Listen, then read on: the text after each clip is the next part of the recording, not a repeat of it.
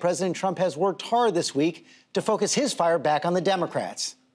And he got some ammunition with the explosive revelations in former DNC Chair Donna Brazile's new book, Hacks, the inside story of the break-ins and breakdowns that put Donald Trump in the White House. Brazile claims the DNC gave Hillary Clinton an unfair edge over Bernie Sanders and reveals she considered replacing Clinton as the nominee after Clinton fainted at a 9/11 ceremony. The ticket I like most, she writes, was Joe Biden and New Jersey Senator Cory Booker. I felt certain that that combination would win the general election. And Donna Brazile, who has also been a longtime ABC contributor, joins us now. Welcome back, Donna. Thank you, George. Let's get some facts on the table first. As DNC chair, you didn't have the power on your own to replace Hillary on the ticket. No, but as you well know, the charter of the DNC, as well as the convention rules, say that the chairperson shall, in consultation with the leadership in Congress and others. And so I had to put it on the table, George, because I was under tremendous pressure after Secretary Clinton fainted to have a quote-unquote plan B. I didn't want a plan B. Plan A was great for me. I supported Hillary, and I wanted her to win, but we were under pressure. So how serious was this? You write that you got a call from Vice President Biden at the time. Did you mention this to the Vice President? No, I did not. I mean, look, everybody was calling to see, do you know anything? How is she doing? And of course, my job at the time, George, was to reassure people, not just the vice president, but also reassure the Democratic Party, the members of the party, that Hillary was doing fine and that she would resume her campaign in the following week. Do you still think that Biden and Booker would have won? Well, you know, I had a lot of other combinations. This was something that you play out in your mind, but at the time, I was sitting next to Charlie Baker, who was her chief administrator. Clinton's campaign. Yeah, that's right. And Charlie and I put down, and we had a lot of rumors coming. I had the former chair of the DNC calling me, Donald Fowler Senior, what are you doing? Look, the bottom line is she resumed campaigning. I went on TV to say that the campaign was back on track. As you can imagine, there's been quite a reaction to this, including this open letter from the Hillary for America 2016 team signed by about 100 people. They say they were shocked to learn that you were considering this, and they go on to say, it is particularly troubling and puzzling that she would seemingly buy into false Russian-fueled propaganda spread by both the Russians and our opponent about our candidate's health. Well, George, at the time, like I said, I talked with Charlie Baker, but as it relates to that... Did you mention this idea to him? No, I kept my own counsel. I'm the chair of the party, George, and I decided I wanted to be up front with someone inside the campaign, and Charlie was there sitting across from me. But let me just address what my former colleagues... I wasn't a staff person. I did not work for the Hillary Clinton campaign. I was not on their daily strategy calls. I had nothing to do with their data analytics. I was the chair of the Democratic National Committee. I was concerned about the entire party, not just the presidential, but the senatorial, congressional, and all of the other From the sound campaigns. of it sounds like you had a pretty dysfunctional relationship with the high command in Hillary's campaign. You even talk about telling them at some point, I'm not Patsy the slave. Oh, George, let me tell you something. I could not control the purse string of the Democratic Party, and I had to figure out what was going on within the party, that the chair of the party, and remember, I wasn't just the chair, I'm also a vice chair. I was an officer for 8 years. 8 years under President Obama. I knew what was going on within the party. I become chair, and I'm trying to write a check for something. I raised the money, and they're like, you got to get signed off from Brooklyn. I said, Brooklyn? This wasn't a standard joint fundraising agreement. They had a separate memorandum of understanding, and I needed to break that. But in order to break it, I would cause a great commotion. So, yeah, I'm not Patsy the slave because I got sick and tired of people telling me how to spend money when all I was trying to do, I wasn't getting a salary. I was basically volunteering my time. And what I was trying to do, George, was to increase the level of enthusiasm and passion for Hillary Clinton and the rest of the ticket all across the country. They also take exception to your description of the campaign right now as an antiseptic, sterile campaign inside the headquarters. A lot of people saying that is not the campaign they knew. Well, you know what? They should take a page from Hillary's book, take a look inside of what they did last year, and then they should write their own book. Hillary wrote a book, which I enjoyed reading, was part memoir. It was a history book. I love reading her book. If they don't like my book, don't buy it. But let me just say this. I have every right as a former chair of the party. Next year, I will celebrate almost 50 years in American politics. The Democratic Party is 170 years old.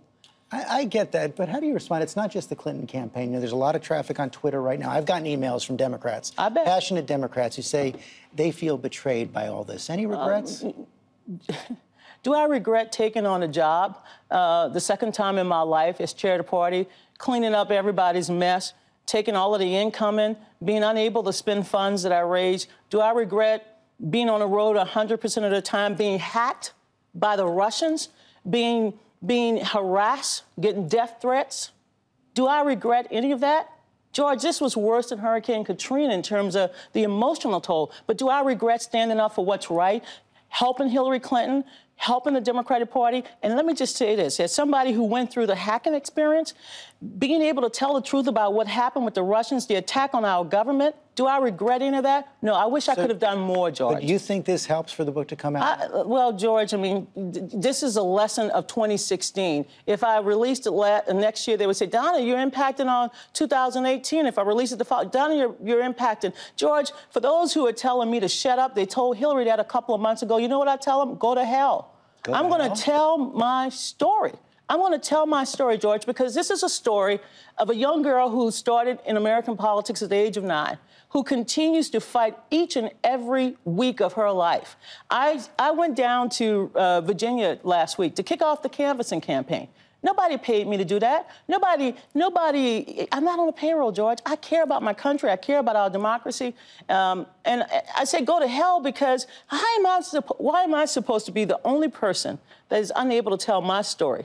Now, I've heard a lot of people tell me various things as well, but here's what they don't know. They don't know what it was like to be over at the DNC during this hacking. They don't know what it's like to bury a child. I did, Seth Rich. They don't know what it's like to protect the staff from further harassment. They don't know what it's like because the high command of Brooklyn, the people who were making the decisions, even for the DNC, they didn't come and work with us. They told us to shut up and basically let them win the election. And when we tried to intervene, we had to spend money we raised to try to help them win. And that was my job as chair of the party. Pretty clear you have no regrets at all right there. You just mentioned Seth Rich, who, of course, was killed during the campaign. Did you feel under threat?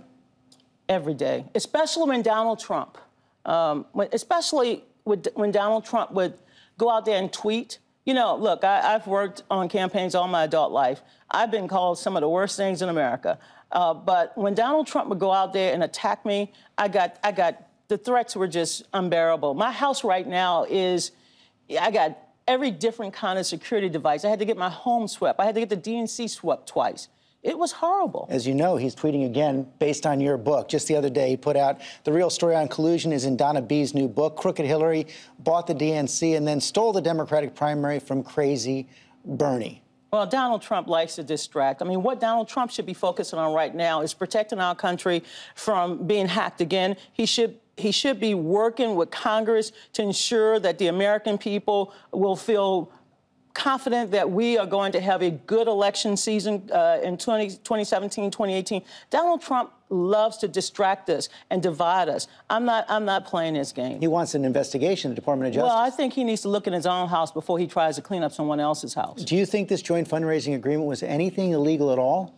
As I said at the time, George, I did not like the fact that there was an additional memorandum that spelled out what the Clinton campaign could do in exchange for bailing the Democratic Party out. I give Secretary Clinton credit for bailing the Democratic Party out because we were in debt. But I've seen the email traffic, and it appears from at least one email that the Sanders campaign was offered the exact same term. They could also negotiate an agreement of their own if they raised more money. They chose not to. The Sanders campaign set up a joint fundraising account as well, but they chose not to put money in it. But they also chose to allow the DNC to control what little funds they did put in it. This was a separate, what this was an additional memorandum. Right, but they were offered that same thing. Here's the email. If you're raising significantly more than the amount to cover the voter file for the DNC staff would be happy to chat with the Sanders team and come to an understanding about the best way to use those funds to prepare for the general election at the DNC. So they were offered a similar chance. George, when I found out the reason why the chair of the party, the chair of the Democratic National Committee,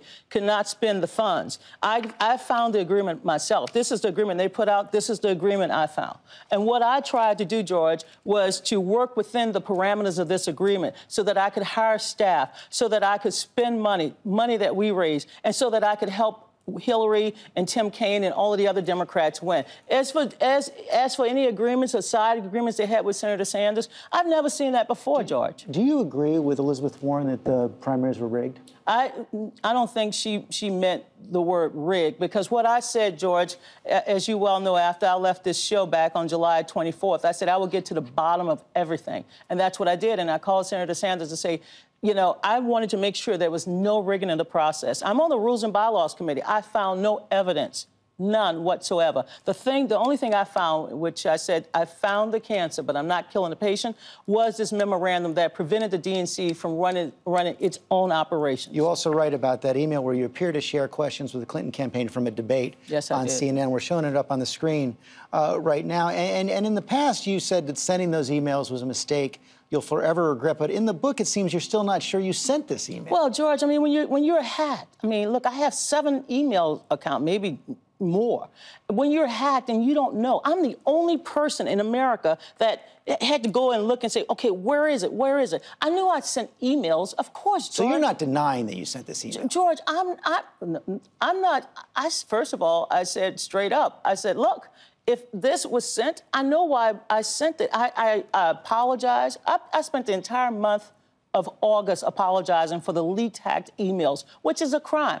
And so far, no one has been charged with the crime. But I've apologized. I said, I'm sorry. But here's what I also say in the book that I thought was very helpful to the reader, and that is to tell people during this time when we were under pressure to add more debates to the schedule, I went out to get more debates. Well, CNN was the beneficiary of those debates, but I wanted more diversity. I wanted more diverse voices. And yes, I wanted issues that people cared about. People were, as you recall, Black Lives Matter. They were marching in the streets. They wanted us to address criminal justice reform. And yes, when CNN agreed to go to Flint, Michigan, we wanted to have a conversation about the water crisis. All of that's in the memo. All of that's in the book. Did you ever share questions with the Sanders campaign?